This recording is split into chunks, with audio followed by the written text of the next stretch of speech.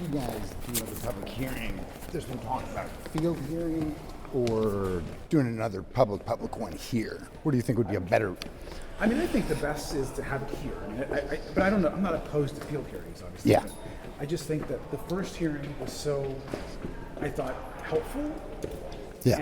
And there was a lot of interest, with the public. I think that we should. Hey, how you doing, sir? I think we're on this floor, right? So I just think that that's something that we should consider again. I think that having more public hearings. There's nothing to hide here. I don't think that we should be hiding information. And so I just think get it out and let people answer questions, and people would feel better about it. And we're remind folks that we have no conclusions that we've made about anything, so we don't know what the UAPs are. Do you still have questions from Russia's testimony, that public testimony? Do you still have questions from his public testimony last July? I would say that I have questions. Of course, I have questions about all the testimony we heard. And I think... Is that frustrating, though? Because this is the third time that there's been a SCIF briefing for you all. No, I actually think every single briefing has been helpful. So I actually like the briefings. This is why, I think that I like the classified briefings. I feel like I learn more at every single briefing.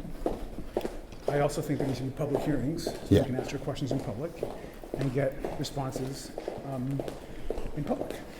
But I mean, listen, I in the course of 6 months plus that we've been working on this, I feel so much better.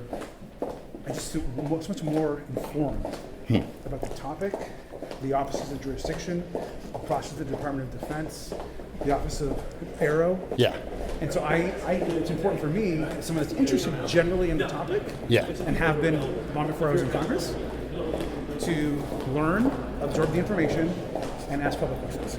What got you interested in the topic? No, I've always been like a science fiction fan since I was a kid. Nice. What got me interested is just my interest in, space and fiction and humanity and all of that. And so I just always, and I think, I'm not one that's ever believed that, the universe isn't like complex and it's a complex, magical, large place. And I think it's okay to have a broad worldview of what could be out there, Noting, of course, that there's no conclusive evidence that anything is, but I'd like to think there is. Right. What have you thought of Sean Kirkpatrick's, post-AARO tour, where he's saying like... Sean? Oh, wait, Sean? Oh, former head of AARO. Yeah. Listen, I don't know... I'm not going to comment on that. I think that... It seems like once he left the role, he's like, there's no there. All these whistleblowers are useless. I think what's more important is listening to the folks that are there now, which is this. Yeah, fair. That's more important. I'm not going to...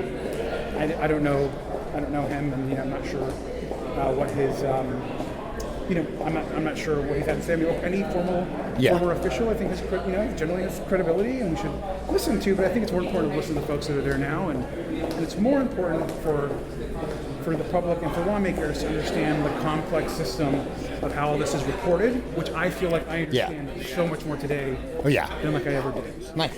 Okay. Now you got to run.